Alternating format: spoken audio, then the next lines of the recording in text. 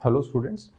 Last turn पे हमने thermodynamics में एक एक प्रोसेस को कंसिडर करना स्टार्ट कर लिया था। तो हमने आइसोकोरिक प्रोसेस कंसिडर कर लिया, यानी कि समआयतनिक प्रक्रम और समदाबीय प्रक्रम। इसमें मैंने आपको क्या क्या काम के रिजल्ट्स थे ये भी कैलकुलेट करके बता दिए थे। सीवी की वैल्यू हमें ध्यान रखनी है FR/2, ये हर गैस के लिए एप्लीकेबल होता है। फिर हम आइसोबारिक प्रोसेस पे गए थे, तो आइसोबारिक प्रोसेस में हमने सीपी की वैल्यू कैलकुलेट कर ली थी कि सीपी बराबर CV प्लस R। हर गैस के लिए अब हम CV कैलकुलेट कर सकते हैं, CP कैलकुलेट कर सकते हैं, और अगर दोनों हम कैलकुलेट कर ही चुके हैं तो हम गामा की वैल्यू तक भी पहुंच जाते हैं। लास्ट में फिर हमने एक टेबल बना के देखी थी जिसमें मोनोटॉमिक, डायटॉमिक और पॉलीएटॉमिक लीनियर हो चाहे नॉन लीनियर हो, उन सब के लिए CV, CP और गामा की वैल्यू कैलकुलेट करके देखी थी based on their degree of freedom. आगे कंटिन्यू करते हैं। जो बचे हुए प्रोसेस हैं वो हमें आज हैंडल करने। तो देखिए, सबसे पहले जो हम प्रोसेस स्टार्ट करेंगे उससे पहले एक छोटा सा टॉपिक हमारा ड्यू था, जब हम अलग अलग गैसों को, ऐसी गैस जो आपस में रिएक्ट नहीं करती, उनको मिला देते थे। आपको याद होगा जब ये टॉपिक किया था तब मैंने कहा था कि इसमें कुछ चीजें हमारी बाकी हैं जो हम आगे चल के कवर करेंगे, तो वहीं से स्टार्ट करते हैं। देखिए, जब हमने उन गैसेस को मिक्स किया था तब हम फाइनल प्रेशर या फाइनल टेम्परेचर कैलकुलेट करना सीख गए थे। लॉजिक उसका ये था कि जो इनिशियल नंबर ऑफ मोल्स होंगे वही फाइनल नंबर ऑफ मोल्स भी होंगे, ये हमारा वहां पे लॉजिक हुआ करता था। अब देखिए, बचे हुए पार्ट में हमें क्या करना है कि हमने उन्हीं दो गैसेस को मिक्स किया। अब हमें उस मिक्सचर का, यानी कि उन गैसेस को मिक्स करने के बाद जो मिक्सचर आया है, उस मिक्सचर के CV की वैल्यू, उसके CP की वैल्यू और उसके गामा की वैल्यू कैलकुलेट कर देनी है। ठीक है। अब देखिए, जब हमने प्रेशर फाइनल कैलकुलेट किया था पहले, तब लॉजिक ये लगाया था कि जो इनिशियल नंबर ऑफ मोल्स होंगे वही फाइनल नंबर ऑफ मोल्स भी होंगे। यहां पर हम लॉजिक ये लगाएंगे कि जो गैसों की इनिशियल इंटरनल एनर्जी होगी, यानी कि जो प्रारंभिक आंतरिक ऊर्जा होगी, वही उस मिक्सचर की अंतिम आंतरिक ऊर्जा भी होगी। जो इनिशियल इंटरनल एनर्जी है उसी को हम फाइनल इंटरनल एनर्जी के बराबर कर देते हैं। अब देखिए, इंटरनल एनर्जी अगर हमें म्यू मोल्स के लिए कैलकुलेट करनी हो तो हम फॉर्मूला जानते हैं म्यू F/2 RT। ठीक है। और अगर FR/2 को हम CV के टर्म्स में लिखना चाहें तो भी जानते हैं। तो म्यू नंबर ऑफ मोल्स की जो इनिशियल इंटरनल एनर्जी होगी उसको लिखा जा सकता है म्यू CV इंटू टी। तो मैं वहीं से शुरू करता हूं। देखिए, छोटी सी उसकी कैलकुलेशन होती है, कैसे करते हैं मैं आपको दिखा देता हूं, बाकी ये रिजल्ट तो वहां से अपने आप डिराइव होकर आ जाएंगे। हम कर क्या रहे हैं, मान लेते हैं हमने दो गैसेस को मिक्स किया। पहली वाले गैस के मोल्स μ1, दूसरे वाले गैस के मोल्स μ2। पहली जो गैस है उसके CV की वैल्यू CV1, यानी कि उसका जो डिग्री ऑफ फ्रीडम है वो F1 अगर मैं मान लूं, तो F1 R/2 को हम नाम दे देते हैं C1 और F2 R/2 को हम नाम दे देते हैं CV2। ठीक है। तो किस तरीके से आएगा मैं करके बता देता हूं। पहली वाली गैस की जो इंटरनल एनर्जी होगी वो हो जाती है μ1 CV1 इंटू टी। ठीक है, μ1 CV1 इंटू टी। दूसरी वाली गैस की जो इंटरनल एनर्जी होती वो हो जाती μ2 CV2 इंटू टी।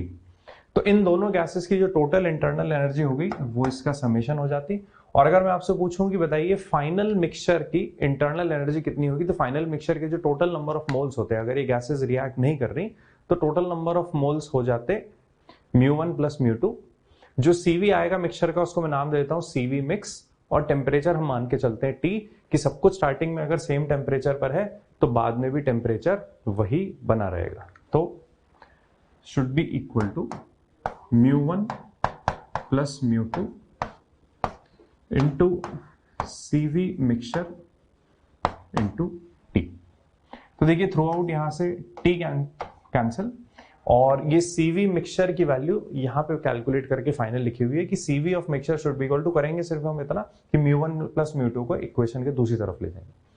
तो CV ऑफ मिक्सचर, हम अल्टीमेटली ये फॉर्मूला ध्यान रखना है। तरीका तो ठीक है, हम समझ गए क्या किया। इंटरनल एनर्जी जो इनिशियल थी दोनों इंडिविजुअल गैसेस की और जो फाइनल थी उस मिक्सचर की, उसको हमने बराबर कर दिया। लेकिन जो फॉर्मूला है वो हमारे लिए काम का है, सवाल डायरेक्टली उसी से हम बना लेंगे कि मिक्सचर का जो CV हो जाता है वो होता है μ1 CV1 plus μ2 CV2 divided by μ1 plus μ2।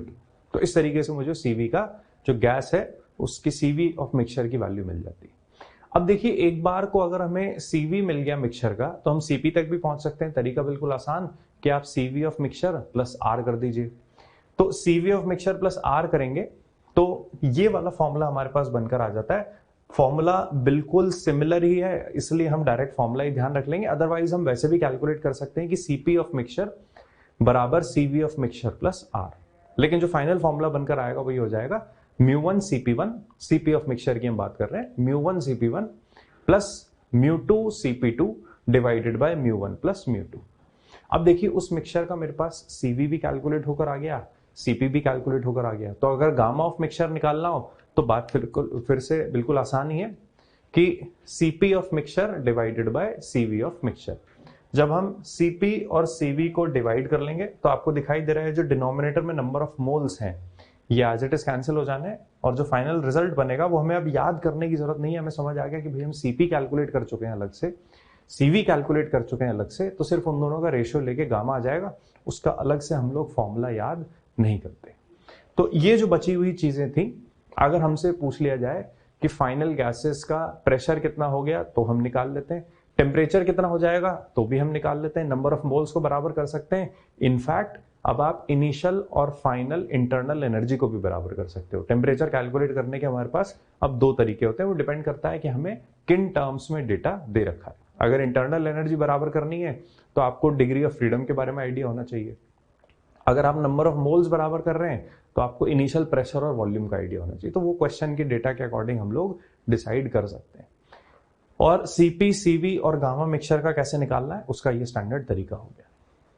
Molecular weight, इस पे पहले हमारा डिस्कशन हो ही चुका, ये फॉर्मूला हम पहले देख चुके थे, total mass divided by total number of moles. Mixture, देखिए जो मैं अभी आपको दूसरा तरीका बता रहा था वो कैलकुलेट करने का तरीका, कि यदि आपको टेम्परेचर कैलकुलेट करना है मिक्सचर का तो एक तरीका तो था कि आप इनिशियल और फाइनल नंबर ऑफ मोल्स को इक्वेट कर लीजिए, लेकिन वो तरीका हम कब अप्लाई करेंगे, वो तरीका तब अप्लाई करते हैं जब आपको इनिशियल प्रेशर और वॉल्यूम के टर्म्स में डेटा दे रखा हो, तभी हम मोल्स को लिख लेंगे PV डिवाइडेड बाय RT। फॉर्मूले से हमें समझ आ गया, initial pressure, initial number of moles, दोनों इनिशियल प्रेशर और इनिशियल वॉल्यूम ये दोनों हमारे पास होने चाहिए। लेकिन मान लीजिए हमें प्रेशर और वॉल्यूम की बजाय ये बता दिया जाए कि कौन सी गैस के कितने मोल्स हैं, तो मोल्स वाला डेटा हमें मिल गया और कौन सी गैस, यानी कि हमें कहीं ना कहीं उसके डिग्री ऑफ फ्रीडम वाली चीज मिल गई। तो उस केस में हम करते क्या है कि दोनों गैसेस की जो प्रारंभिक आंतरिक ऊर्जा थी उन दोनों का जो समेशन है हम मिक्सचर की आंतरिक ऊर्जा के बराबर कर देते हैं। और आंतरिक ऊर्जा कैसे कैलकुलेट करते हैं, वही म्यू FR/2 इंटू T। तो वो हम करें तो ये हमारे पास फाइनल फॉर्मूला बनकर आ जाएगा मिक्सचर का टेम्परेचर कैलकुलेट करने वाला। तो जो हमने जस्ट अभी सीखा उसको एक क्वेश्चन में अप्लाई करके देख लेते हैं। यदि द्विपरमाणु गैस के 2 ग्राम मोल एक परमाणु गैस के 1 मोल के साथ मिश्रण कर दिया जाए तो मिश्रण के लिए गामा का मान क्या होगा। ठीक है, तो ध्यान से देखिए हमें क्या क्या चीजें दे रखी हैं और गामा तक हम कैसे पहुंच सकते हैं। 2 गैसेस को हम लोग मिक्स कर रहे हैं, एक है डायटोमिक गैस, द्विपरमाणु गैस जिसके 2 मोल लेने, और एक है मोनोटॉमिक गैस यानी कि एक परमाणु गैस जिसका हमें 1 मोल लेना है और बताना है कि फाइनल मिक्सचर के गामा की वैल्यू क्या होगी। अब देखिए हम ये बात जानते हैं कि गामा तक डायरेक्ट पहुंचना पॉसिबल नहीं है, तो हम स्टेप बाय स्टेप चलेंगे। पहले CV कैलकुलेट करेंगे, CV आ गया तो प्लस R करके CP भी निकाला जा सकता है, और CP और CV दोनों आ गए तो फिर हम बाद में रेशो लेंगे CP और CV का। तो सॉल्व करना स्टार्ट करते हैं। देखिए फॉर्मूला हमारा स्टैंडर्ड वही, पहले मैं फॉर्मूला लिख देता हूं, बाद में उसमें अपना डेटा रखेंगे। मैं सबसे पहले कैलकुलेट करने वाला हूं CV ऑफ मिक्सचर।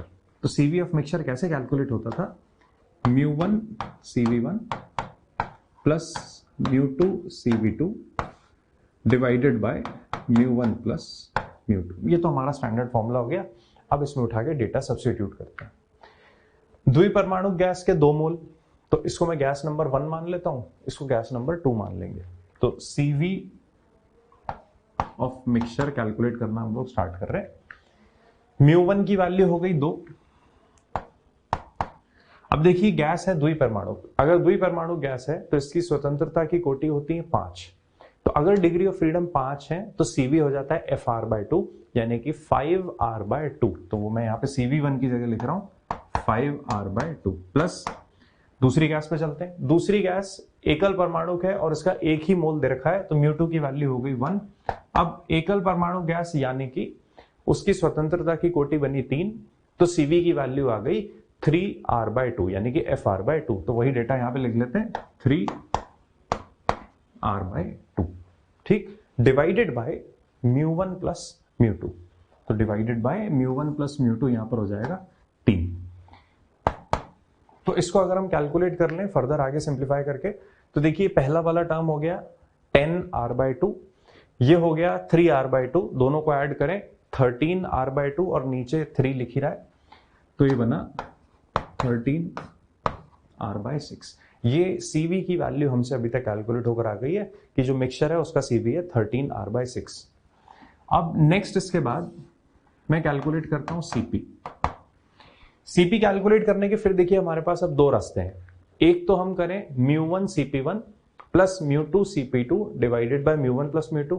तो μ1 μ2 की वैल्यू जानते हैं, दोनों गैसेस का नेचर जानते हैं, तो हम Cp तक पहुंच जाएंगे। दूसरा उससे छोटा और आसान रास्ता है कि हम Cp को डायरेक्टली लिखें Cv प्लस R, ठीक है। तो मैं उसी फॉर्मूले से कर रहा हूं Cp बराबर Cv प्लस R, क्योंकि जो हमने कैलकुलेशन यहाँ पे करी रखी है उसको दोबारा हमें Cp में रिपीट नहीं करना पड़ेगा। बिल्कुल ऐसे ही कैलकुलेशन को हम डायरेक्टली Cv में R की वैल्यू जोड़कर भी Cp बता सकते हैं। तो Cp बराबर Cv हमने देखिए कैलकुलेट कर लिया 13r/6, इसमें जोड़ देते हैं R, तो ये आ जाएगा 19r/6। Cv आ गया 13r/6, Cp भी हमने जस्ट कैलकुलेट कर लिया 19r/6। अब हमें गामा तक पहुंचना था, तो गामा कैलकुलेट हो जाता है Cp/Cv। तो 19r/6 divided by 13r/6, r/6 through out cancel हो जाएगा, फिर मैं डायरेक्टली आंसर ही लिखता हूं, आंसर आ जाएगा 19/13, ठीक है। तो इस तरीके से हम लोग गामा तक पहुंचते हैं। ध्यान रखिएगा गामा का हम कोई डायरेक्ट फॉर्मूला यूज नहीं कर रहे, बिल्कुल बेसिक से स्टार्ट करेंगे कि पहले Cv निकाल लेंगे, Cv तक आ गए तो Cv प्लस R से Cp निकाल लेंगे, और Cp तक पहुंच गए तो गामा इज Cp/Cv। आगे बढ़ते हैं। अब नेक्स्ट जो हमें प्रोसेस कंसिडर करना है वो नेक्स्ट प्रोसेस होता है समतापीय प्रक्रम यानी कि आइसोथर्मल प्रोसेस। नाम से ही समझ आ रहा है समतापीय प्रक्रम मतलब कोई भी एक ऐसा थर्मोडायनेमिक प्रोसेस जिसमें सिस्टम का यानी कि गैस का अगर टेम्परेचर चेंज ना हो तो उसको बोला जाता है आइसोथर्मल प्रोसेस, ठीक है। बात सिंपल सी है, अगर पूरे प्रोसेस के दौरान गैस का टेम्परेचर कांस्टेंट रहता है तो वो आइसोथर्मल प्रोसेस बनता है। देखिए इसमें एक छोटी सी गलती हम लोग ये कर लेते हैं कि क्या आइसोथर्मल प्रोसेस में इनिशियल और फाइनल टेम्परेचर सेम होते हैं? बात बिल्कुल सही है। क्या कोई भी ऐसा प्रोसेस जिसके इनिशियल और फाइनल टेम्परेचर सेम हो उसको आइसोथर्मल प्रोसेस बोला जा सकता है? तो अब ये हो गया स्टेटमेंट गलत। सिर्फ इनिशियल और फाइनल टेम्परेचर सेम होने जरूरी नहीं है, थ्रू आउट टेम्परेचर कांस्टेंट रहना ये जरूरी है, ठीक है। तो कोई भी ऐसा प्रोसेस जिसमें थ्रू आउट किसी भी पॉइंट ऑफ टाइम पे टेम्परेचर चेंज ना हो उसको बोला जाता है आइसोथर्मल प्रोसेस। अब आइसोथर्मल प्रोसेस में हमें क्या क्या चीजें ध्यान रखनी है, क्या हमारे काम की है, कौन कौन से फॉर्मूले आने वाले हैं, क्या थ्योरेटिकल पॉइंट्स हैं, उनको एक एक करके स्टार्ट करते हैं। तो देखिए पहली तो वही बेसिक डेफिनेशन हो गई कि जब किसी ऊष्मागतिक निकाय में कोई भौतिक परिवर्तन इस प्रकार किया जाता है कि उसका तापमान स्थिर रहे तो उसे हम समतापीय परिवर्तन कहते हैं, यानी कि उस प्रोसेस को फिर हम समतापीय प्रक्रम कहते हैं। गैस और उसके परिवेश के बीच ऊष्मा के मुक्त विनिमय के लिए बर्तन की दीवारें पूर्ण चालक होनी चाहिए। इस पॉइंट को समझते हैं। देखिए आपके पास मान लीजिए कोई भी एक पात्र है, कोई भी एक कंटेनर है, उसके अंदर आपने गैस भर के रखी हुई है, ठीक। अब इस स्टेटमेंट का ये कहना है कि उस कंटेनर की जो दीवारें हैं वो परफेक्टली कंडक्टिंग होनी चाहिए, यानी कि पूर्णतः चालक होनी चाहिए। इसका मतलब कोई भी हीट अगर सिस्टम के अंदर से रिलीज हो तो वो सारी की सारी हीट उन दीवारों के थ्रू बाहर सराउंडिंग तक चली जाए। हीट कहीं ऐसा ना हो कि हमारा जो गैस है, हमारा जो सिस्टम है, वो कुछ हीट को अब्सॉर्ब करके रख ले, ठीक है। क्योंकि अगर उसने हीट अब्सॉर्ब कर ली तो वो उससे अपना टेम्परेचर बढ़ा लेगा। तो सिस्टम के अंदर अगर कोई भी हीट प्रोड्यूस हो रही है तो वो सारी की सारी एज इट इज सराउंडिंग में निकल जाए। तो इसलिए बोला जाता है कि जो बर्तन की दीवारें हैं वो पूर्णतः चालक होनी चाहिए। दूसरा जो पॉइंट है, यानी कि जो दूसरी जो कंडीशन है किसी प्रोसेस को आइसोथर्मल बनाने की, वो ये है कि ऊष्मा के विनिमय समय, ऊष्मा के विनिमय को समय प्रदान करने के लिए संपीड़न या प्रसार का प्रक्रम बहुत धीमा होना चाहिए। इस पॉइंट का मतलब यह है कि अगर कोई भी हम प्रोसेस आइसोथर्मल प्रोसेस करवाना चाहते हैं तो आप उस प्रोसेस को इनफाइनाइटली स्लो करवाइए, जितना स्लो हो सके उतना स्लो प्रोसेस को कराइए। तो बोला जा सकता है अगर कोई भी प्रोसेस बहुत धीरे धीरे कराया जाएगा तो उसका जो टेम्परेचर चेंज होगा वो भी बहुत कम रेट से होगा। तो जितनी मैं रेट प्रोसेस को करवाने की कम करता जाऊं, यानी कि रेट अगर ऑलमोस्ट जीरो ही करवा दूं, इतना स्लो कर दूं प्रोसेस को कि बोला जाए कि प्रोसेस इफेक्टिवली रुका हुआ है, तो बोला जा सकता है कि जो टेम्परेचर में चेंज होगा वो भी इफेक्टिवली रुका होगा। यानी कि जितना धीरे आप किसी प्रोसेस को करवा सकते हैं उतना धीरे करवाइए तो वो प्रोसेस आइसोथर्मल बनने लगेगा। अब देखिए, किसी भी प्रोसेस को आइसोथर्मल बनाने की जो हमने दो कंडीशन देखी, पहली, जो कंटेनर की दीवारें हैं वो पूर्णतः चालक होनी चाहिए, और जो प्रोसेस हो वो ऑलमोस्ट जीरो स्पीड से होना चाहिए।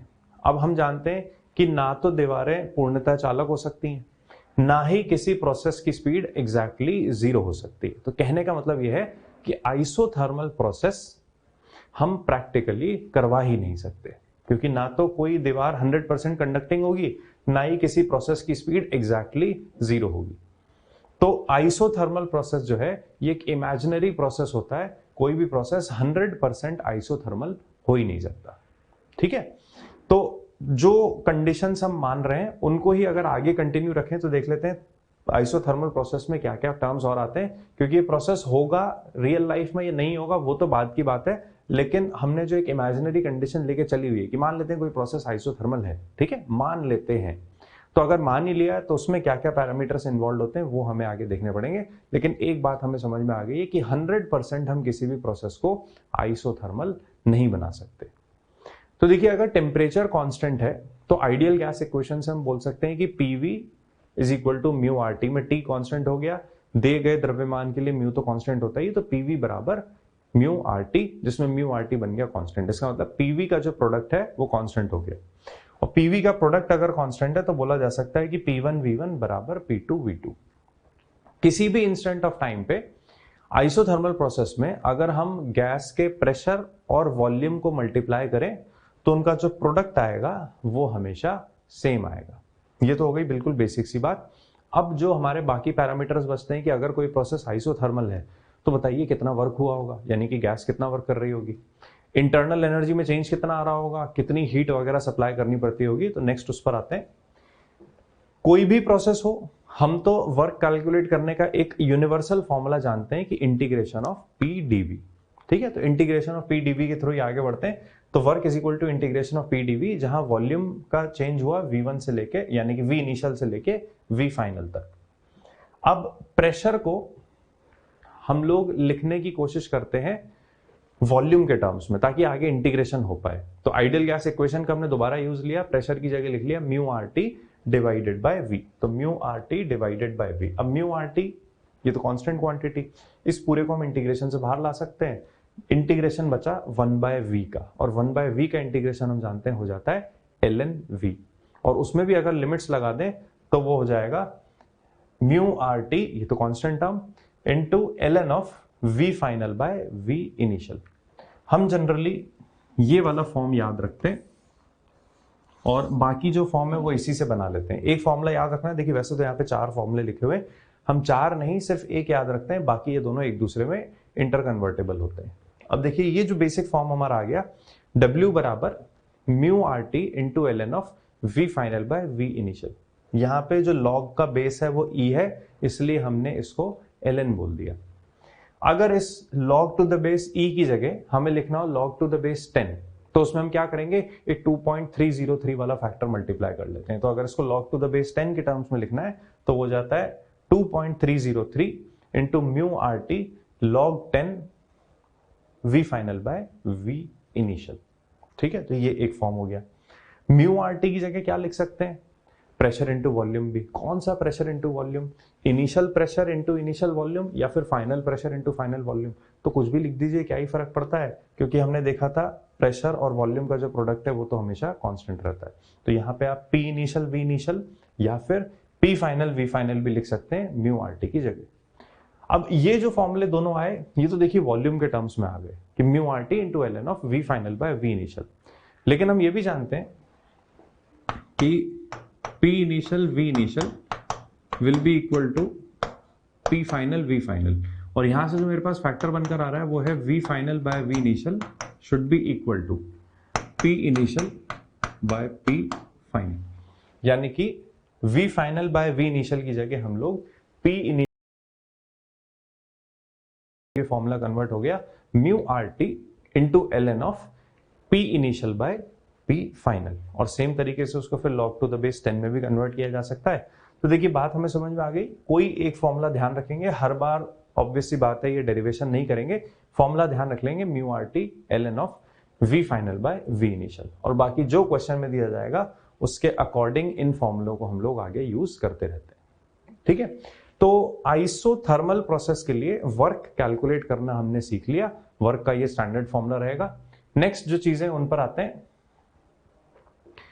कोई भी दो समतापीय वक्र एक दूसरे को नहीं काटते। अब इसका क्या रीजन है, देखिए इस रीजन को समझने से पहले हम कैलकुलेट करते हैं कि अगर कोई पीवी ग्राफ है तो पीवी ग्राफ के किसी भी पॉइंट पर स्लोप कितना होगा। देखिए हमने आइसोकोरिक प्रोसेस में स्लोप बोला था इनफाइनाइट, आइसोबारिक प्रोसेस में पीवी ग्राफ का स्लोप बोला था 0। नेक्स्ट हमें करना यह है कि हम आइसोथर्मल प्रोसेस के पीवी ग्राफ का स्लोप निकाल लें। एक बार ये स्लोप निकाल लेंगे तो उससे ये वाला लॉजिक हम लोगों को आसानी से समझ में आ जाएगा कि क्यों आइसोथर्मल प्रोसेस के ग्राफ एक दूसरे को कट नहीं करते। स्लोप निकालने का तरीका देखिए, अगर ग्राफ दे रखा है P वर्सेस V, तो यहाँ पे स्लोप कैलकुलेट हो जाएगा चेंज इन वाई एक्सिस वाली quantity divided by change in x axis वाली क्वांटिटी, यानी कि dp बाय dv से। लेकिन जो गवर्निंग इक्वेशन है मेरे पास वो अभी क्या है, वो है pv will be a constant. देखिए यहाँ पे कैलकुलेशन क्यों करनी पड़ रही है स्लोप के लिए, क्योंकि आइसोकोरिक प्रोसेस में लाइन थी बिल्कुल वर्टिकल, तो बिना कैलकुलेशन के दिख गया था कि स्लोप है इनफाइनाइट। आइसोबारिक में लाइन थी हॉरिजॉन्टल, फिर बिना कैलकुलेशन के दिख गया स्लोप है 0। लेकिन यहाँ पे देखिए पहली बात तो लाइन है ही नहीं। अगर आइसोथर्मल प्रोसेस यानी कि कांस्टेंट टेम्परेचर के लिए पीवी ग्राफ बनाए, तो ये हमने केटीजी में भी सीखा था कि जो ग्राफ बनकर आता है वो एक रेक्टेंगुलर हाइपरबोला बनकर आता है। अब इसमें आप देखेंगे कि हर पॉइंट पर स्लोप की वैल्यू चेंज हो रही है, इसलिए हमें यहाँ पे कैलकुलेशन करनी पड़ जाती है। आइसोबारिक और आइसोकोरिक में फायदा ये था कि वहां पे स्ट्रेट लाइन बनती थी, एक वर्टिकल एक हॉरिजॉन्टल, तो स्लोप उसके डायरेक्टली हम लोगों को दिख जाते थे। वापस यहां पर आते हैं, गवर्निंग इक्वेशन है PV will be equal to a constant. अब देखिए किसी कांस्टेंट चीज को हम लोग डिफरेंशिएट कर लें तो डिफरेंशिएशन करने पर वो जो टर्म होता है वो आता है 0। किसी भी कांस्टेंट का डिफरेंशिएशन होता है 0। तो क्योंकि PV कांस्टेंट है तो एक बार उसको डिफरेंशिएट कर ही लेते हैं। तो differentiation of PV will be equal to PdV plus VdP, और जो डिफरेंशिएशन है वो कांस्टेंट तो हमेशा आना है 0, ये बात में हम पहले ही समझ चुके हैं। तो PdV plus VdP will be equal to 0। हमें क्या चाहिए था, dP बाय dV, तो यहां पे इस तरीके से जमा लिया मैंने कि PdV will be equal to minus VdP। अब dV को नीचे ले जाते हैं, माइनस V को इधर ले आते हैं, तो स्लोप यानी कि dP by dV will be equal to minus P by V। ये बहुत ही इंपॉर्टेंट टर्म है, हमें किसी भी सूरत में ये याद होना चाहिए कि आइसोथर्मल प्रोसेस का पीवी ग्राफ का जो स्लोप होता है वो होता है माइनस P बाय V। ध्यान रखिए ये इंपॉर्टेंट स्लोप होता है, इसकी वैल्यू हमें याद होनी चाहिए।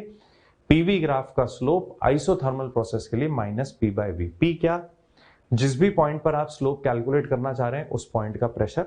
V क्या, जिस भी पॉइंट पर आप स्लोप कैलकुलेट करना चाह रहे हैं वहां का वॉल्यूम। अब देखिए प्रेशर भी हमेशा पॉजिटिव होता है, वॉल्यूम भी हमेशा पॉजिटिव होता है, इसका मतलब ये जो स्लोप है आइसोथर्मल प्रोसेस के लिए हमेशा एक नेगेटिव क्वांटिटी ही आएगी। प्रेशर पॉजिटिव, वॉल्यूम पॉजिटिव, लेकिन यहाँ पे एक माइनस साइन होने की वजह से 100% बोला जा सकता है कि कोई भी आइसोथर्मल प्रोसेस के लिए जो स्लोप है वो हमेशा नेगेटिव आएगा। ठीक, अब चलते हैं इस ऊपर वाले लॉजिक पे। स्लोप देखिए हम लोगों ने कैलकुलेट कर लिया माइनस P बाय V। ऊपर वाला जो पॉइंट था वो ये कह रहा था कि कोई भी दो समतापीय वक्र एक दूसरे को नहीं काटते। मान लीजिए फॉर एग्जांपल ये हम एक पीवी ग्राफ बना रहे हैं, ये भी एक समतापीय वक्र है और ये भी एक समतापीय वक्र है। इसमें मैंने ये मान रखा है कि इन दोनों ग्राफ ने यानी कि इन दोनों कर्व ने एक दूसरे को इस पर्टिकुलर पॉइंट पे कट कर लिया। अब देखिए इस पर्टिकुलर पॉइंट की बात करें तो इसके कोरस्पॉन्डिंग मुझे एक यूनिक प्रेशर और एक यूनिक वॉल्यूम दिख रही है। अगर यूनिक प्रेशर और यूनिक वॉल्यूम है तो बोला जा सकता है यहां का स्लोप भी यूनिक होगा, क्योंकि स्लोप कितना है -p/v। लेकिन अगर ये दोनों ग्राफ कट कर गए तो मुझे दिख रहा है कि जो स्लोप इसका है वो नीचे वाले का नहीं होगा, यानी कि इस केस में इन दोनों ग्राफ के जो स्लोप है वो अलग अलग हो गए। और स्लोप अलग होने पॉसिबल नहीं थे क्योंकि दोनों इन पॉइंट्स के लिए यानी कि इस पर्टिकुलर पॉइंट के लिए प्रेशर और वॉल्यूम दोनों की वैल्यू यूनिक आ रही है। ठीक है, इसलिए बोला जा सकता है कि कभी भी आइसोथर्मल ग्राफ जो होते हैं गैस के वो एक दूसरे को कट नहीं करते। तो ये अगर मैंने ग्राफ बनाया टेम्परेचर T1 पर और जब मैं T2 टेम्परेचर के कोरस्पॉन्डिंग ग्राफ बनाऊंगा तो वो T1 वाले को कभी भी कट नहीं कर सकता। तो ये T1, ये T2, ये T3। अगर आपसे पूछा जाए कि T1, T2 और T3 में बड़ा कौन, तो ये हम KTG में सीख चुके हैं, आपको याद होगा। तरीका होता था कि आप या तो सेम वॉल्यूम पर या सेम प्रेशर पर उन ग्राफ को कंपेयर करके देख लीजिए। तो हमने सेम वॉल्यूम पर करके देखा था। सेम वॉल्यूम मतलब ऐसे एक वर्टिकल स्ट्रेट लाइन बना लेंगे। अब इसके कोरस्पॉन्डिंग देखेंगे कि सेम वॉल्यूम के लिए किसका प्रेशर ज्यादा हुआ। सेम वॉल्यूम के लिए जिसका प्रेशर ज्यादा, ऑब्वियस सी बात है उसका टेम्परेचर भी ज्यादा, तो टेम्परेचर का ये ऑर्डर बन गया। तो ये सारी चीज हमने पहले कर रखी है, ठीक है। लेकिन अभी हमने सिर्फ ये सीखा कि स्लोप एक्चुअल में कितना होता है और क्यों ग्राफ एक दूसरे को कट नहीं करते। आगे बढ़ाते हैं। अब इस पूरे आइसोथर्मल प्रोसेस में एक बार को हम लगा देते हैं फर्स्ट लॉ ऑफ थर्मोडायनेमिक्स। तो फर्स्ट लॉ ऑफ थर्मोडायनेमिक्स देखिए होता है कि Q बराबर delta U plus W। Q अभी उसकी कैलकुलेशन हो जाएगी डेल्टा U। अब देखिए जो डेल्टा U होता है यानी कि आंतरिक ऊर्जा में परिवर्तन, वो हम जानते हैं कि वो सिर्फ ताप पर निर्भर करता है। यदि ताप बदलेगा तो आंतरिक ऊर्जा बदलेगी, यदि ताप नियत रहता है तो आंतरिक ऊर्जा भी नियत रहती है। आइसोथर्मल प्रोसेस में हम यही बोलते हैं कि डेल्टा T जो है वो 0 होता है, ठीक है। और डेल्टा U के लिए हम सीख चुके हैं कि डेल्टा U बराबर म्यू CV डेल्टा T या फिर म्यू FR/2 डेल्टा T, वो एक ही बात है। अगर डेल्टा T 0, आइसोथर्मल प्रोसेस में यही होता है कि डेल्टा T 0, तो बोला जा सकता है कि डेल्टा U भी 0 ही होगा, ठीक है। तो as delta T is equal to 0, delta U will be equal to 0।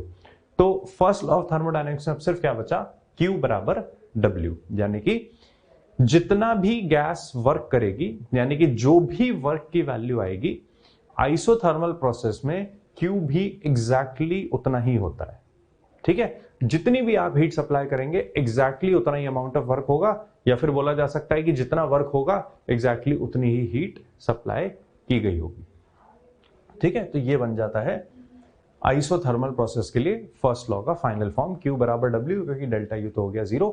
W calculate करना हम लोग जानते हैं और एक बार को वर्क कैलकुलेट हो गया तो हम डायरेक्टली Q की वैल्यू भी बता सकते हैं, ठीक है। इस प्रोसेस के लिए C की वैल्यू मैंने आपको बताई थी, यानी कि जो मोलर स्पेसिफिक हीट होती है, जो मोलर विशिष्ट ऊष्मा होती है गैस की, वो बन जाती है इनफाइनाइट। रीजन उसका समझ गए, आप कितनी भी हीट सप्लाई कर लीजिए टेम्परेचर में बदलाव नहीं आने वाला, यानी कि C हो गया इनफाइनाइट, ठीक है। आइसोकोरिक प्रोसेस में CV होता था, आइसोबारिक प्रोसेस में CP होता था, आइसोथर्मल में वही चीज बनेगी इनफाइनाइट, ठीक है। तो ये बिल्कुल वही पॉइंट हो गया जो मैंने आपको बताया था, जितना भी वर्क उतनी एग्जैक्टली हीट, और जितनी आप हीट सप्लाई करोगे उतना ही वर्क हो जाएगा। तो ये वो वाली बातें हो गई। ये वही पुराने पॉइंट्स, जो कंटेनर की दीवारें हैं वो 100% कंडक्टिंग होनी चाहिए और प्रोसेस को बहुत ही स्लो करवाना पड़ता है। एक चीज देखिए हम और कैलकुलेट कर लेते हैं यहाँ पे साथ के साथ, वो होता है बल्क मॉडुलस, ठीक है। बल्क मॉडुलस यानी कि समतापीय प्रत्यास्था। अब बल्क मॉडुलस कैसे कैलकुलेट होता है उसका देखिए बेसिक फॉर्मूला लिखा हुआ है कि बल्क मॉडुलस बराबर -V टाइम्स ऑफ dP/dV, ठीक है। जो बल्क मॉडुलस का बेसिक फॉर्म था वो होता था -dP/dV/V। तो ये dv बाय v में से v ऊपर आ जाता है, ये बच गया हमारे पास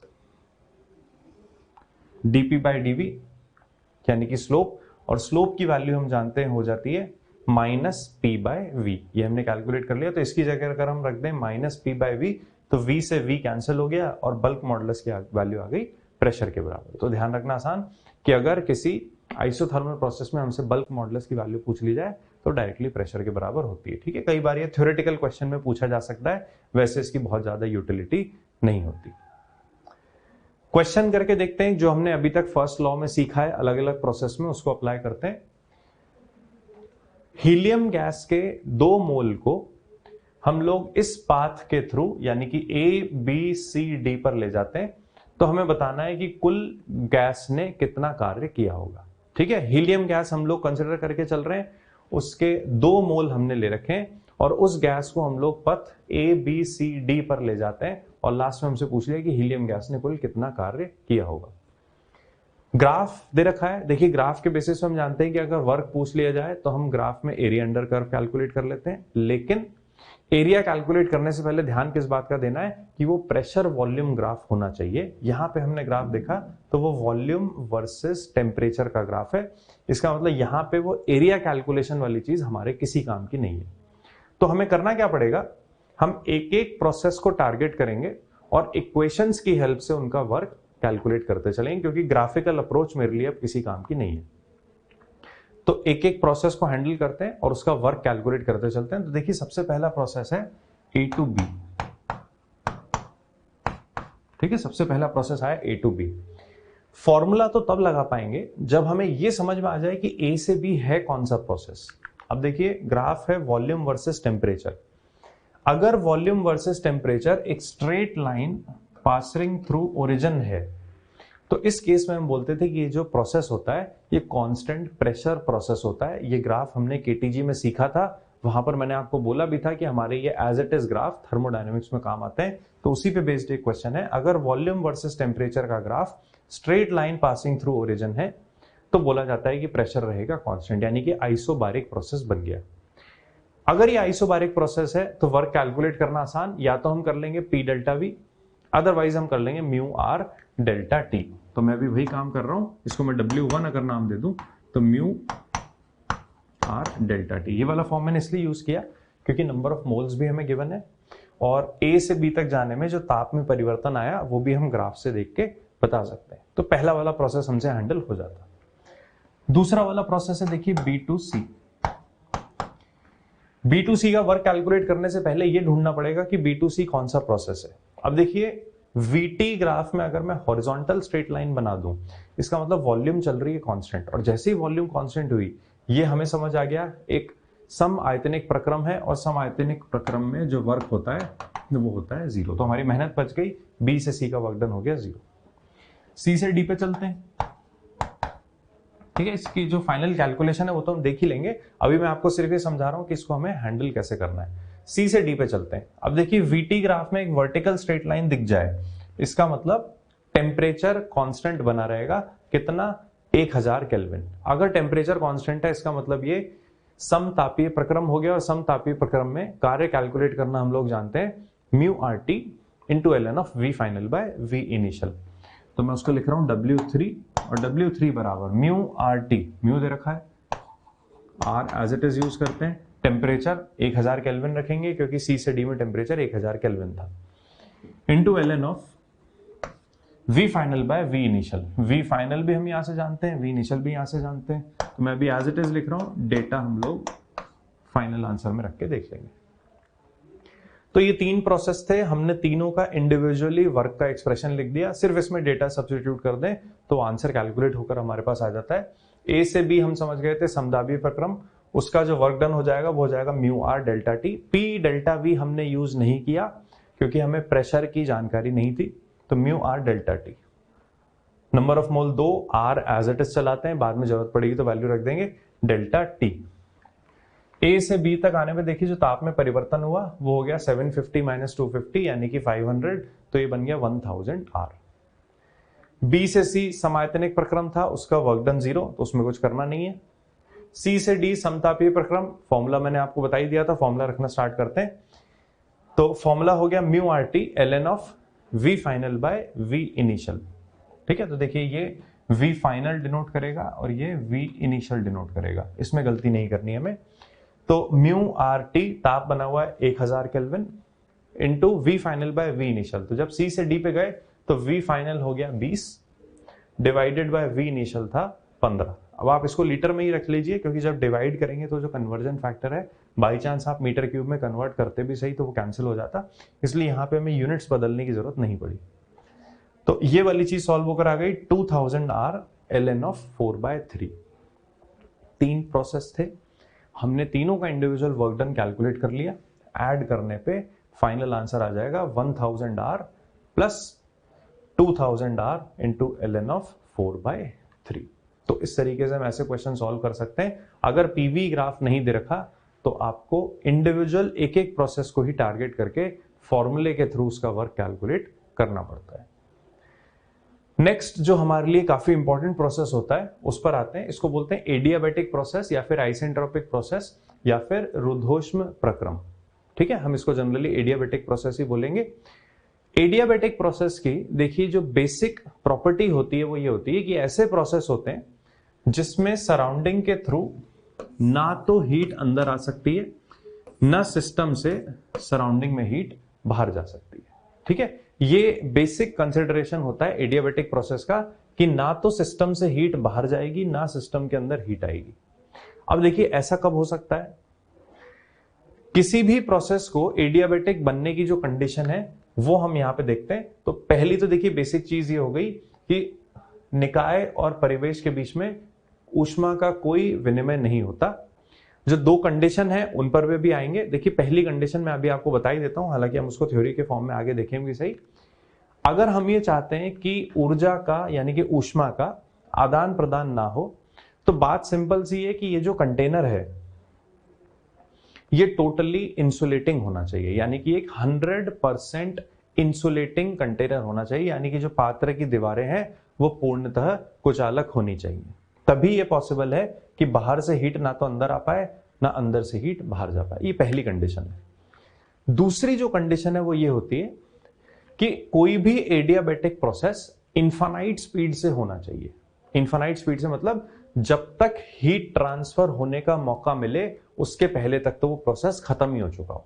देखिए आइसोथर्मल में क्या था, प्रोसेस की स्पीड इफेक्टिवली 0 होनी चाहिए, मतलब प्रोसेस बहुत ही स्लो होना चाहिए। एडियाबैटिक में उसका बिल्कुल उल्टा होता है कि प्रोसेस को आप इनफाइनाइट स्पीड से करा दीजिए, यानी कि इफेक्टिवली जिस पॉइंट ऑफ टाइम पे आपने प्रोसेस चालू किया एग्जैक्टली उसी पॉइंट ऑफ टाइम पे आप प्रोसेस को खत्म भी करवा दीजिए। अगर ऐसा होगा तो क्या हुआ कि प्रोसेस इतना जल्दी खत्म हो गया कि हीट को ट्रांसफर होने का मौका ही नहीं मिला, और हीट अगर ट्रांसफर ही नहीं हो पाई तो वही फिर बन जाता है हमारे लिए एडियाबैटिक प्रोसेस यानी कि रुद्धोष्म प्रक्रम। ठीक, अब दोनों ही बातें देखिए पॉसिबल नहीं है। दोनों बातें कौन कौन सी, पहला जो कंटेनर की दीवारें हो वो 100% इंसुलेटिंग हो, तो आप समझ गए 100% इंसुलेटिंग होना तो पॉसिबल नहीं है। दूसरी बात कि जो प्रोसेस करवाया जाए वो इनफाइनाइट स्पीड से करवाया जाए। आप ये भी समझ गए कि किसी प्रोसेस को आप जिस टाइम पे चालू करें एग्जैक्टली उसी टाइम पे खत्म नहीं कर सकते, कुछ तो समय लगेगा ही, और कुछ भी समय अगर लग गया तो हीट को ट्रांसफर होने का मौका तो मिल गया। इसका मतलब नेचर में यानी कि प्रैक्टिकल में हम कोई भी प्रोसेस को 100% एडियाबैटिक भी नहीं बना सकते। 100% तो नहीं बना पाएंगे, काफी हद तक हो सकता है लेकिन 100% एडियाबैटिक नहीं होगा।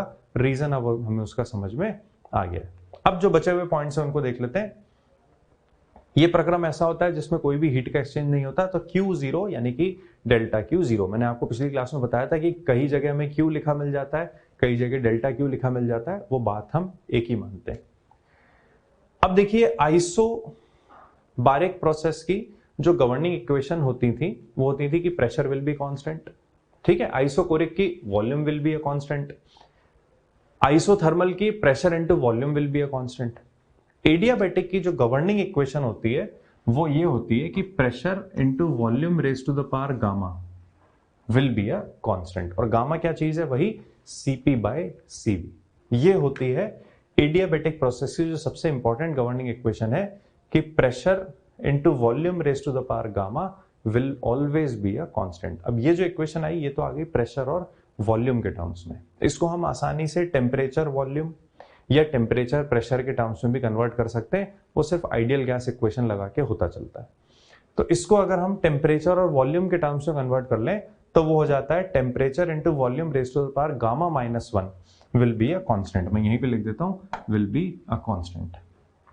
और सेम चीज को अगर हम टेम्परेचर और प्रेशर के टर्म्स में कन्वर्ट करें तो हो जाता है T raise to the power gamma into P raise to the power 1 minus gamma will be a constant. वो कांस्टेंट मैं यहीं पे लिख देता हूं। तो T raise to the power gamma into P raise to the power 1 minus gamma will be a constant. ठीक है, तो ये कुछ बेसिक एक्सप्रेशन होते हैं, यानी जो गवर्निंग इक्वेशन होती है वो हो जाती है एडियाबेटिक प्रोसेस की। यहां से यहां तक कैसे आए होंगे? आइडियल गैस इक्वेशन करना कुछ नहीं है, सिंपली आप पी को एलिमिनेट कर दीजिए, प्रेशर की जगह लिख दीजिए mu R T divided by V. Mu और आर तो कांस्टेंट होता ही है, तो T into V raise to the power gamma divided by V, और वहां से ये वाली चीज बनकर आ जाती है। नेक्स्ट जो देखिए हमें करना है इसमें वो ये कि एडियाबेटिक प्रोसेस में हम ये तो समझ गए कि हीट सप्लाइड या रिजेक्टेड जीरो होती है, वर्क का क्या, चेंज इन इंटरनल एनर्जी का क्या। वर्क कैलकुलेट करके मैं आपको बता देता हूं कि वर्क कैसे कैलकुलेट किया जाता है, यानी कि किस तरीके से हम वर्क तक पहुंचते हैं, लेकिन हमारे लास्ट में देखिए काम तो उसका अल्टीमेटली फॉर्मूला ही होगा, बट फिर भी मैं आपको थोड़ा आइडिया देता हूं कि वर्क कैलकुलेट कैसे होता है। देखिए कोई भी जनरल प्रोसेस हो, एडियाबेटिक ही क्या, आप कोई भी जनरल प्रोसेस ले लीजिए, वर्क कैलकुलेट करने का तरीका ये होता था integration of P DV where volume varies from V initial to V final. ये स्टैंडर्ड हमारी अप्रोच है। अब इसको अगर हम इंटीग्रेट करना चाहते हैं तो करते क्या है, प्रेशर को वॉल्यूम के टर्म्स में कन्वर्ट कर लेते हैं। प्रेशर को अगर वॉल्यूम के टर्म्स में कन्वर्ट कर लें तो देखिए मैं यही वाली इक्वेशन यूज करता हूं कि pressure will be equal to some constant divided by V raise to the power gamma. तो कांस्टेंट को मैं लिख रहा हूं अभी सी, तो integration of C into divided by V raise to the power gamma, उसको लिख लिया V raise to the power minus gamma. ये वही वी इनिशियल से वी फाइनल, और इसको हमें आगे इंटीग्रेट करना है वॉल्यूम के रेस्पेक्ट में। सी कांस्टेंट है, कांस्टेंट को बाहर निकाल लीजिए। अब इधर क्या बचा, integration of V raise to the power minus gamma with respect to V. V raise to the power minus gamma को अगर इंटीग्रेट करें तो ये आ जाता V raise to the power minus gamma plus 1 divided by minus gamma plus 1, और इसकी limits जाती वी इनिशियल से लेके वी फाइनल तक। ठीक है, सी क्या था, कांस्टेंट। कौन सा constant, PV raise to the power gamma. तो यहां पे हम उसकी वैल्यू अगर वापस सब्स्टिट्यूट कर दें, यानी कि सी की जगह वो original constant PV raise to the power gamma ले जाएं, तो जो फाइनल एक्सप्रेशन बनकर आता है वर्क का, मैं अब डायरेक्टली उस पर आता हूं। ठीक है, जो चीज हमें एक्चुअल में याद रखनी है उस पर आते हैं। वर्क कैलकुलेट होता है एडियाबेटिक प्रोसेस में P initial V initial minus P final V final divided by gamma minus 1 से। ठीक है, ये जो लिख रहा था ये मैं हटा रहा हूं ताकि सिर्फ हम जो फॉर्मूला पढ़ना चाहते हैं, यानी कि जो फॉर्मूला में ध्यान रखना है हम उस पर फोकस्ड रहें। तो फॉर्मूला हो जाता है work done in adiabatic process का कि P initial V initial minus P final V final divided by gamma minus 1। P initial V initial को हम लोग N यानी कि म्यू आर टी इनिशियल भी लिख सकते हैं, और P फाइनल V फाइनल को हम लोग म्यू आर टी फाइनल भी लिख सकते हैं। तो उसमें से म्यू आर अगर कॉमन ले लें तो जो दूसरा फॉर्म हमें इससे डिराइव हो सकता है वो ये है कि mu R T initial minus T final divided by gamma minus 1। ठीक है, कोई भी एक याद है तो दूसरा तो अपने आप याद हो ही जाएगा, क्योंकि पी इनिशियल वी इनिशियल को हम लिख लेंगे म्यू आर टी इनिशियल, और ये बन जाएगा mu R T final. Mu R common लिया तो दूसरा फॉर्म आ गया mu R T initial minus T final divided by gamma minus 1। ठीक, तो ये वाली चीज हमसे कैलकुलेट हो गई। अब आगे बढ़ते हैं। एडियाबेटिक प्रोसेस में मैं अप्लाई करना स्टार्ट करता हूं फर्स्ट लॉ ऑफ थर्मोडायनेमिक्स। तो फर्स्ट लॉ ऑफ थर्मोडायनेमिक्स क्या था, मैं यहीं पे कर देता हूं, बाकी जो उससे स्टैंडर्ड रिजल्ट आएंगे वो हम आगे देखेंगे। अभी फर्स्ट लॉ ये था कि Q बराबर W प्लस डेल्टा यू। ठीक है, Q बराबर W प्लस डेल्टा यू।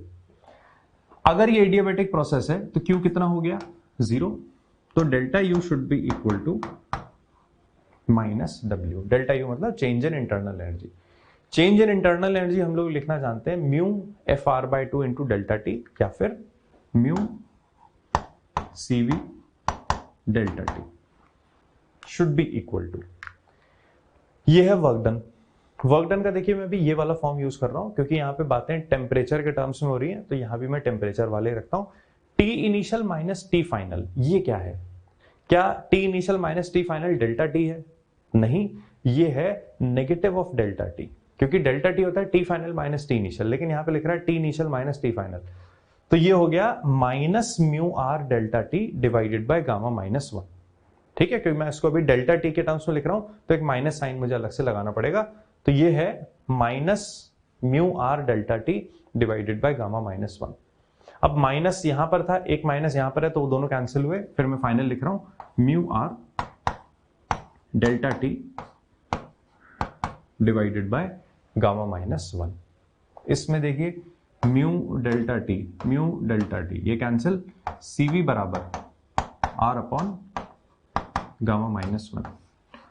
और आपको याद होगा जब हमने आइसोबारिक प्रोसेस में सीपी और सीवी की वैल्यू निकाली थी, तो वहां पे सीवी की एक ये वैल्यू भी दे रखी थी, R divided by gamma minus 1। तब मैंने आपको कहा था ये कैसे आता है, ये मैं आपको आगे करके बताऊंगा। तो वो एडियाबेटिक प्रोसेस के थ्रू हम प्रूव कर सकते हैं कि CV equal to R divided by gamma minus 1 होता है। और हमने फिर वही बात, सीवी कैलकुलेट कर लिया तो सीपी भी आ जाएगा, तो सीपी आ जाता है gamma R divided by gamma minus 1। ठीक है, तो देखिए ये वही सारे रिजल्ट हो गए, ये सारी चीजें हम करके देख चुके हैं। ये लास्ट टर्न तक हमने देख लिया था, आइसोकोरिक प्रोसेस से सीवी की वैल्यू, आइसोबारिक प्रोसेस से सीपी की वैल्यू।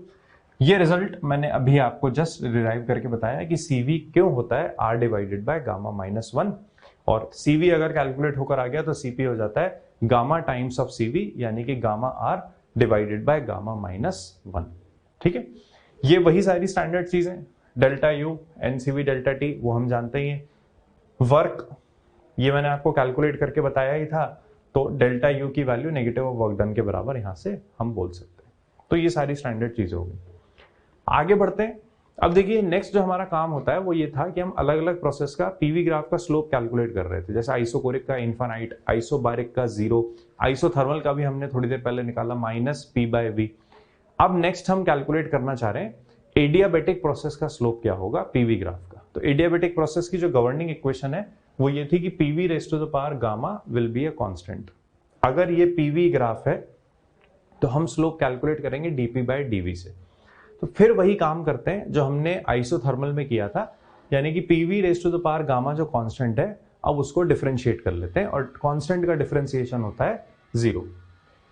तो डिफरेंशिएशन करना हमने स्टार्ट किया, तो देखिए हो गया dP into V raise to the power gamma plus, अब उल्टा करेंगे, P into gamma V raise to the power gamma minus 1 into dV should be equal to 0। एक बार पी के टर्म्स में डिफरेंशिएट किया, एक बार वी के टर्म्स में डिफरेंशिएट किया, तो ये मेरे पास एक्सप्रेशन आ गया। डीपी बाय डीवी को एक तरफ रखिए, बाकी सारी दूसरी चीजें दूसरी तरफ भेज दीजिए। तो dP by dV should be equal to, जो फाइनल फॉर्म हमारे पास आएगा वही आ जाएगा minus gamma times of P by V. मुझे अल्टीमेटली वो इक्वेशन याद रखनी है कि एडियाबेटिक प्रोसेस का पीवी ग्राफ का जो स्लोप होगा, यानी कि रुद्धोष्म प्रक्रम का जो पीवी ग्राफ का ढाल का एक्सप्रेशन होगा, वो आ जाएगा minus gamma times of P by V. Isothermal में क्या था, माइनस पी बाय वी, यहां पर क्या आया, minus gamma times of P by V. P pressure हमेशा कांस्टेंट, वी वॉल्यूम हमेशा constant, gamma CP by CV ये भी हमेशा कांस्टेंट। इसका मतलब जो एडियाबेटिक प्रोसेस का स्लोप होगा वो डेफिनेटली हमेशा नेगेटिव ही होगा। इसलिए हमने जो ग्राफ बनाया वो नीचे आता हुआ ग्राफ बनाया, क्योंकि स्लोप 100% नेगेटिव ही आने वाला है। ठीक है, तो ये एक्सप्रेशन हमें याद रखना है। अब कंपेयर अगर मैं करूं सिर्फ मैग्नीट्यूड को, आइसोथर्मल प्रोसेस का स्लोप और एडियाबेटिक प्रोसेस का स्लोप, ध्यान रखिएगा हम सिर्फ मैग्नीट्यूड कंपेयर कर रहे हैं, तो वहां पर मैग्नीट्यूड था पी बाय वी, यहां पे मैग्नीट्यूड है gamma times of P by V. और गामा एक 1 से बड़ी क्वांटिटी है, क्योंकि सीपी बाय सीवी से निकालते हैं, सीपी की वैल्यू 1 से बड़ी होती है। इसका मतलब एडियाबेटिक प्रोसेस के स्लोप का जो मैग्नीट्यूड होता है वो आइसोथर्मल प्रोसेस के स्लोप के मैग्नीट्यूड से ज्यादा होता है। और ये बहुत इंपॉर्टेंट पॉइंट है कि एडियाबेटिक प्रोसेस का जो स्लोप का परिमाण है, यानी कि उसकी ढाल का जो परिमाण है, वो समतापीय प्रोसेस के ढाल के परिमाण से अधिक होता है। ठीक, अब इस केस में मोलर विशिष्ट ऊष्मा, ये मैं आपको पहले ही बता चुका था, वो होती है 0, यानी कि आप हीट मत सप्लाई करिए, उसके बिना भी गैस का जो टेम्परेचर है वो चेंज होता रहता है। ठीक है, तो इसलिए यहां पर मोलर स्पेसिफिक हीट की वैल्यू आती है 0, आइसोथर्मल में वो थी इनफाइनाइट। वहां पे आप कितनी भी हीट ट्रांसफर कर लीजिए, टेम्परेचर चेंज नहीं होने वाला। फिर वही देखिए, ये दो कंडीशन मैंने आपको स्टार्टिंग में बता दी थी कि पात्र की सभी दीवारें पूर्णतः कुचालक होनी चाहिए। ये रियल लाइफ में 100% पॉसिबल नहीं है, और जो प्रोसेस हो वो इनफाइनाइट स्पीड से हो जाए। इनफाइनाइट स्पीड मतलब जिस टाइम पे चालू हो एग्जैक्टली उस टाइम पे खत्म भी हो जाए, तो हीट को ट्रांसफर होने का मौका ही ना मिले। कुछ इसके एग्जाम्पल हो जाते हैं, जैसे साइकिल टायर या ट्यूब का अचानक से फट जाना। किसी भी क्वेश्चन में अगर हमें वर्ड दे दिया जाए कि कोई प्रोसेस अचानक से हो गया, तो अचानक से होगा का मतलब यही होता है कि वो प्रोसेस को हम एडियाबेटिक मान के चलेंगे। और जो दूसरा कॉमन एग्जांपल है वो ये है कि हवा और अन्य गैसों में ध्वनि तरंगों का संचरण। ये हम वेव मैकेनिक्स में यानी कि वेव थ्योरी में भी पढ़ते हैं कि जब किसी भी गैस में एयर ट्रैवल करती है तो उसकी स्पीड कैलकुलेट करने के लिए मान के चलते हैं कि वो किसी भी गैस में जब साउंड ट्रैवल करती है तो वहां पे साउंड की स्पीड कैलकुलेट करने के लिए हम इसी फैक्ट का यूज करते हैं कि वो जो प्रोपगेशन ऑफ साउंड है, यानी कि जो साउंड संचरित हो रही है, वो एडियाबेटिक प्रोसेस के थ्रू हो रही होगी। ठीक है, तो ये कुछ एग्जांपल है हमें ध्यान रखने। बाकी इतना तो हम समझ ही गए। देखिए, फर्स्ट लॉ से हम इतना बोल चुके हैं कि change in internal energy will be equal to negative of work done. मान लीजिए गैस का एक्सपेंशन हो रहा है, अगर गैस का एक्सपेंशन हुआ तो वर्क डन होता था पॉजिटिव। वर्क पॉजिटिव है तो डेल्टा यू कितना आएगा, नेगेटिव। तो इसका मतलब ये हुआ कि किसी भी गैस को अगर हम एडियाबेटिक प्रोसेस के थ्रू एक्सपैंड कराएं, ठीक है, अगर कोई भी गैस है जो एडियाबेटिक प्रोसेस के थ्रू एक्सपैंड हो रही है, तो उसकी आंतरिक ऊर्जा कम होगी, यानी कि उसका टेम्परेचर कम होगा। तो एडियाबेटिक प्रोसेस में गैस को एक्सपैंड कराने पर गैस ठंडी हो जाती है। इसका बिल्कुल उल्टा करें, मान लीजिए किसी गैस को हम लोग कंप्रेस करवा रहे हैं, एडियाबेटिक प्रोसेस है, हम गैस को कंप्रेस करवाते हैं। अगर आप उसको कंप्रेस करवा देंगे तो वर्क कैसा होगा, नेगेटिव। वर्क नेगेटिव, एक माइनस साइन अलग से लगी रहा है, तो change in internal energy positive, यानी कि टेम्परेचर बढ़ जाएगा। तो इसका बिल्कुल ऑपोजिट पॉइंट ये हो गया कि किसी भी एडियाबेटिक प्रोसेस में हम गैस को अगर कंप्रेस करवा दें तो गैस के ताप में वृद्धि हो जाती है। तो बिल्कुल यही वही पॉइंट्स लिखे हुए। यदि वर्क डन धनात्मक है तो डेल्टा यू ऋणात्मक होगा, इसलिए उसका ताप घट जाता है। और इसका उल्टा, यदि वर्क डन ऋणात्मक है तो डेल्टा यू धनात्मक होगा, यानी कि उसके ताप में वृद्धि हो जाती है।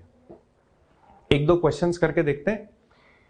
देखिए, टेम्परेचर और प्रेशर एक टायर ट्यूब के अंदर का हमें दे रखा है 27 डिग्री सेल्सियस और 8 एटीएम। ठीक है, कोई टायर ट्यूब है हमारे पास, उसके अंदर का ताप है 27 डिग्री सेल्सियस और दाब है 8 एटमॉस्फेयर। क्वेश्चन में बोला हुआ है कि यदि वो ट्यूब एकदम से फट जाए तो उसके फटने के बाद फाइनल टेम्परेचर कितना हो जाएगा। ठीक है, अब देखिए क्वेश्चन में हिंट क्या है कि वो ट्यूब एकदम से फट गई। जब भी कोई प्रोसेस एकदम से हो जाए, यानी कि बहुत सडनली हो जाए, तो हम वो मानते हैं कि वो एक एडियाबेटिक प्रोसेस होगा। और अगर वो एडियाबेटिक प्रोसेस है तो हम एडियाबेटिक प्रोसेस की जो गवर्निंग इक्वेशन है उसको अप्लाई करके जो भी फाइनल चीज पूछी है वो कैलकुलेट कर लेंगे। देखिए, initial pressure 8 ATM, initial temperature 27 degree Celsius. अगर वो ट्यूब फट गई तो बोला जा सकता है कि जो फाइनल प्रेशर होगा वो 1 एटीएम के बराबर हो जाएगा। तो हम इनिशियल प्रेशर और टेम्परेचर जानते हैं, फाइनल प्रेशर भी हमें दे रखा है 1 एटीएम, हमसे फाइनल टेम्परेचर पूछा हुआ है। तो हम रिलेशन यूज कर लेंगे, P raised to the power 1 minus gamma into T raised to the power gamma will be a constant। ठीक है, तो इसकी वैल्यूज अगर सब्स्टिट्यूट कर दें, गामा की वैल्यू क्वेश्चन में दे रखी है 1.5, तो जो अननोन है फाइनल टेम्परेचर वो हम सिंपली कैलकुलेट कर सकते हैं कि जो फाइनल टेम्परेचर आ जाएगा वो आ जाएगा 150 केल्विन। प्रारंभिक दाब 8, प्रारंभिक ताप 300, अंतिम दाब 1, अंतिम ताप हमसे पूछा हुआ है तो आ जाएगा 150 केल्विन, यानी कि -123 डिग्री सेल्सियस। तो देखिए, अगर टायर फट गया तो उसके अंदर की जो गैस थी वो एक्सपैंड कर जाएगी। हमने जस्ट अभी एक पॉइंट देखा था कि अगर एडियाबेटिक प्रोसेस में गैस एक्सपैंड कर जाए तो गैस ठंडी हो जाती है। देखिए, वो -27 डिग्री सेल्सियस से आ गई -123 डिग्री सेल्सियस तक। अगला क्वेश्चन देखते हैं। देखिए क्वेश्चन में बोल रखा है कि एक डाई एटॉमिक यानी कि एक द्विपरमाणु गैस को हम एडियाबेटिकली उसके इनिशियल वॉल्यूम के 32 टाइम्स कंप्रेस कर देते हैं। यानी कि अगर मान लें उसका इनिशियल वॉल्यूम V था तो हम उसको एडियाबेटिकली कंप्रेस करके बना देते हैं V/32। अगर प्रारंभिक ताप T1 केल्विन है और अंतिम ताप A times of T1 kelvin है तो क्वेश्चन में हमसे पूछा गया है A की वैल्यू कितनी होगी। ठीक है, तो जो जो डेटा है उसको ध्यान से देख लेते हैं। Gas diatomic, process adiabatic, initial volume अगर V लेके चल रहे हैं तो फाइनल वॉल्यूम माननी पड़ेगी V/32। Initial temperature T1, final temperature है A टाइम्स ऑफ T1। और ध्यान दीजिएगा हमें A की वैल्यू कैलकुलेट करके बतानी। देखिए एडियाबेटिक प्रोसेस में हम टेम्परेचर और वॉल्यूम के बीच में एक रिलेशन कैलकुलेट कर चुके हैं। यानी कि मैंने आपको बोला था कि वो रिलेशन हमें याद रखना है और रिलेशन होता था कि T into V raise to the power gamma -1 will be a constant. वो मैं यहाँ पे लिख भी देता हूं कि temperature into volume raise to the power gamma -1, इसकी वैल्यू हमेशा कांस्टेंट रहनी चाहिए। तो इनिशियल और फाइनल कंडीशन के लिए अगर मैं यही वाला रिलेशन अप्लाई करूं तो वो हो जाएगा T1V1 raise to the power gamma -1 should be equal to T2V2 raise to the power gamma -1। अब गामा की वैल्यू देखिए क्वेश्चन में डायरेक्टली नहीं दे रखी, लेकिन उसको हम बड़ी आसानी से कैलकुलेट कर सकते हैं। गैस बोल रखा है डाई एटॉमिक गैस है। डाई एटॉमिक गैस के लिए degree of freedom 5। Degree of freedom अगर हम जानते हैं तो CV की वैल्यू कैलकुलेट कर सकते हैं। तो मैं यहीं पे लिख देता हूं CV बराबर FR/2 लिखते हैं। F की वैल्यू 5 तो हो गया 5R/2। CP कैलकुलेट हो जाएगा इससे CV प्लस R से, वो वाली चीज आ गई 7R/2। CP की वैल्यू कैलकुलेट हो गई, CV कैलकुलेट हो गया, तो देखिए गामा भी हमें मिल गया। गामा कैलकुलेट कर लेते हैं CP/CV से 7/5 यानी कि 1.4। तो जो गामा मिसिंग था उसकी वैल्यू हमें मिल गई 1.4, वो हमने कैलकुलेट कर लिया डायटोमिक गैस की हेल्प से। अब इस डेटा को उठा के दोबारा यहां पे रख देते हैं। Initial temperature T1, initial volume मान के चल रहे हैं V, तो T into V raise to the power 7/5 -1 यानी कि 1.4 -1 should be equal to T2 की जगह अब रख लेंगे AT1, V2 की जगह रखेंगे V/32, तो ये बन गया V/32 raise to the power gamma -1 यानी कि 7/5 -1 1.4 -1। तो देखिए T1 से T1 कैंसिल हो जाएगा, बाकी हम बहुत आसानी से कैलकुलेट करके बता सकते हैं कि A should be equal to 2 raise to the power 5 into 2/5, 5 से 5 कैंसिल, तो A should be equal to 4। ये हमारा फाइनल आंसर हो गया। ठीक है, तो आगे बढ़ते हैं। कुछ इंपॉर्टेंट बातें जहां पर हम सारे स्लोप्स को एक साथ कंसिडर कर रहे हैं। तो देखिए अगर हमने 4 प्रोसेस कंसिडर किए, आइसोकोरिक, आइसोबारिक, आइसोथर्मल, एडियाबेटिक, इन सबके स्लोप की वैल्यू हमें ध्यान होती है। तो सबसे अधिक स्लोप किस में होता है? सबसे अधिक होता है आइसोकोरिक में। कितना? इनफाइनाइट। सबसे कम किस में होता है? सबसे कम होता है आइसोबारिक में। कितना? 0। आइसोबारिक से ज्यादा किस में? सिर्फ मैग्नीट्यूड के टर्म्स में अगर कंपेयर करें तो आइसोथर्मल में। कितना? -P/V। मैग्नीट्यूड मतलब P/V। उससे ज्यादा एडियाबेटिक में। कितना? Minus gamma times of P/V। तो सिर्फ magnitude gamma times of P/V। तो देखिए वही स्लोप का ऑर्डर लिखा हुआ है, ध्यान रखिएगा। ये सिर्फ हम मैग्नीट्यूड को कंसिडर कर रहे हैं, वो माइनस साइन से मुझे भी कोई मतलब नहीं है। तो सबसे ज्यादा स्लोप होता है आइसोकोरिक का, इनफाइनाइट। उसके बाद एडियाबेटिक का सिर्फ मैग्नीट्यूड के टर्म्स में देखें तो gamma times of P/V। Actual में तो minus gamma times of P/V होता है, बट हम अभी सिर्फ देख रहे हैं उसका मैग्नीट्यूड। आइसोथर्मल P/V और आइसोबारिक का 0। ठीक है, ये वाली चीज मैं आपको पहले बता ही चुका हूं कि जो एडियाबेटिक प्रोसेस की ढाल होती है वो हमेशा आइसोथर्मल से गामा टाइम्स ज्यादा होती है, क्योंकि यहां पर देखिए P/V, यहां पर है gamma times of P/V। Gamma हमेशा एक 1 से बड़ी क्वांटिटी होती है। तो हमें कभी भी आइसोथर्मल और एडियाबेटिक के ग्राफ में अगर फर्क देखना हो तो हम बोल देते हैं कि जिसका भी स्लोप ज्यादा होता है वो हमेशा एडियाबेटिक प्रोसेस बनता है, जिसका स्लोप कम होता है वो आइसोथर्मल प्रोसेस बन जाता है। अब एक कंडीशन हमें दे रखी है, उसमें बोला हुआ है कि किसी गैस को हम उसकी प्रारंभिक आयतन के मुकाबले दुगना कर देते हैं। जो भी उसका इनिशियल वॉल्यूम था हम उसके वॉल्यूम को दुगना कर देते हैं 3 अलग अलग प्रक्रम से। तीन अलग अलग प्रक्रम कौन से हैं? एक है आइसोबारिक, एक है आइसोथर्मल और एक है एडियाबेटिक। ठीक है, वॉल्यूम हमको डबल करना है, तो आप समझ गए आइसोकोरिक तो हो नहीं सकता, इसलिए हमने आइसोकोरिक को कंसिडर किया भी नहीं। अब देखिए आप आइसोबारिक से अगर उसका वॉल्यूम डबल करेंगे तो लाइन बनेगी बिल्कुल हॉरिजॉन्टल। आइसोथर्मल से अगर डबल करेंगे तो रेक्टेंगुलर हाइपरबोला आएगा, और एडियाबेटिक से डबल करेंगे तो भी कर्व आएगा, लेकिन उसका स्लोप आइसोथर्मल से भी ज्यादा होना चाहिए। इसलिए हमने एडियाबेटिक यहां सबसे नीचे बनाया क्योंकि इसका स्लोप सबसे ज्यादा है, फिर आइसोथर्मल और सबसे ऊपर आइसोबारिक। अब हमसे पूछा हुआ है कि बताइए वर्क डन को कंपेयर करो कि किसका वर्क डन सबसे ज्यादा, किसका वर्क डन सबसे कम, यानी कि वर्क डन का ऑर्डर बता दीजिए। तो अगर पीवी ग्राफ है तो वर्क हम सिंपली जानते हैं कैलकुलेट हो जाता है एरिया अंडर कर्व से। सबसे ज्यादा एरिया मुझे दिखाई दे रहा है आइसोबारिक वाले में, उससे कम आइसोथर्मल में, और सबसे कम एरिया है एडियाबेटिक में। तो वर्क सबसे ज्यादा होगा आइसोबारिक, फिर आइसोथर्मल और सबसे कम एडियाबेटिक में।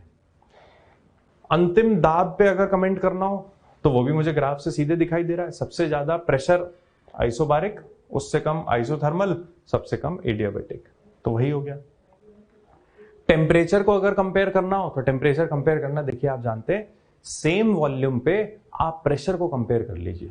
तो इस वर्टिकल लाइन पे अगर हम चलें तो सेम वॉल्यूम पर अगर ऊपर बढ़े तो देखिए सबसे कम प्रेशर एडियाबेटिक, ये बात हो ही चुकी, उससे ज्यादा आइसोथर्मल, उससे ज्यादा आइसोबारिक। तो टेम्परेचर का भी यही ऑर्डर हो जाएगा, क्योंकि हम एक ही वॉल्यूम पर अलग अलग प्रेशर की वैल्यू अगर रखें तो अलग अलग टेम्परेचर भी मिलेंगे। तो यही ऑर्डर हमारा बनकर आ जाता है। अब एक सवाल करते हैं बिल्कुल इसका उल्टा। बिल्कुल इसका उल्टा क्या होगा?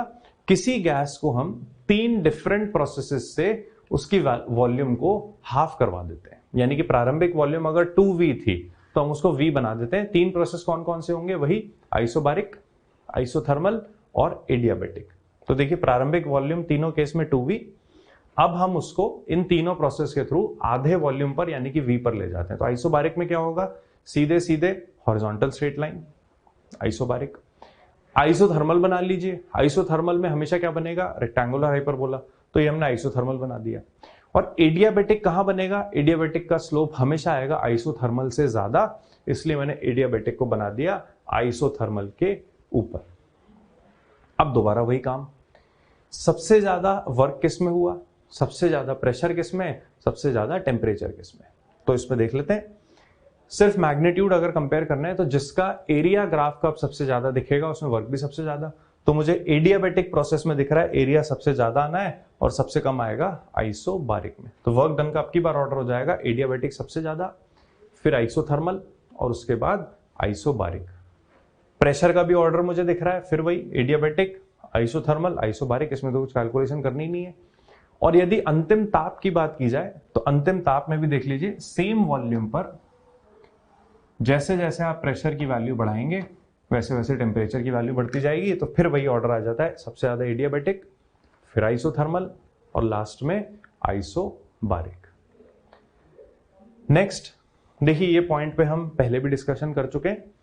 एडियाबेटिक, आइसोथर्मल, हमें पता लगाना है कि इन प्रोसेसेस में ये चार प्रोसेस हमें दे रखे हैं A, B, C और D। हमें ये ढूंढना है कि कौन सा प्रोसेस आइसोथर्मल है और कौन सा प्रोसेस एडियाबेटिक है। इसके अलावा कोई इंफॉर्मेशन हमें देके नहीं रखी हुई। जो पॉइंट हम पहले डिस्कस कर चुके हैं वहीं से शुरू करते हैं। देखिए आइसोथर्मल में हमने बोला था कि जो स्लोप होता है वो हमेशा नेगेटिव होता है क्योंकि -P/V। एडियाबेटिक में भी जो स्लोप होता है वो भी हमेशा नेगेटिव होता है, कितना? -γ टाइम्स ऑफ P/V। ये बात हम पहले से जानते हैं। C और D वाले ग्राफ को अगर देखें तो C और D में देखिए दोनों ही ग्राफ ऊपर की तरफ जा रहे हैं, यानी कि जैसे जैसे आप वॉल्यूम बढ़ा रहे हो वैसे वैसे प्रेशर भी बढ़ता जा रहा है। तो इन केसेस में बोला जाता है कि स्लोप तो पॉजिटिव हो गया, यानी कि ये हमारे पॉसिबल आंसर नहीं हो सकते। अब जो बाकी जो बचे हुए ग्राफ है उन पे देख लेते हैं। नेगेटिव पॉजिटिव वाला डिसाइड हो गया। अब जज करते हैं मैग्नीट्यूड से। तो मैग्नीट्यूड में हम जानते हैं कि जो एडियाबेटिक प्रोसेस के स्लोप का मैग्नीट्यूड होता है वो हमेशा ज्यादा होता है आइसोथर्मल के स्लोप से। इन दोनों प्रोसेस को अगर आप कंपेयर करें तो ज्यादा मैग्नीट्यूड A का दिख रहा है और उससे कम मैग्नीट्यूड मुझे बी की ढाल का दिख रहा है। तो जिसका ज्यादा मैग्नीट्यूड वो बना एडियाबेटिक, जिसका कम मैग्नीट्यूड वो बन गया आइसोथर्मल, यानी कि ए वाला प्रोसेस एडियाबेटिक है और बी वाला प्रोसेस आइसोथर्मल है। ठीक है, तो ये बात हम पहले डिस्कस कर चुके हैं कि जो दोनों प्रोसेस हैं इनका स्लोप हमेशा नेगेटिव ही होता है। तो देखिए हमने सारे प्रोसेस अब तक कंपेयर कर लिए हैं, आइसोकोरिक, आइसोबारिक, आइसोथर्मल और एडियाबेटिक। सब में हम वर्क डन की वैल्यू जानते हैं, सब में हम change in internal energy calculate करना जानते हैं, और सब में हमें कितनी हीट सप्लाई करनी होती है या फिर मोलर विशिष्ट ऊष्मा की क्या वैल्यू होती है वो पता है। तो नेक्स्ट जो इसमें हम आगे करेंगे वो एक जनरल प्रोसेस कंसिडर करेंगे नेक्स्ट टर्न पे, पॉलीट्रॉपिक प्रोसेस। फ्री एक्सपेंशन क्या होता है, और उसके बाद जो लास्ट टर्म आएगा यानी कि जो लास्ट पार्ट आता है सेकंड लॉ ऑफ थर्मोडायनेमिक्स, उसको फिर हम नेक्स्ट टर्न पे स्टार्ट करेंगे।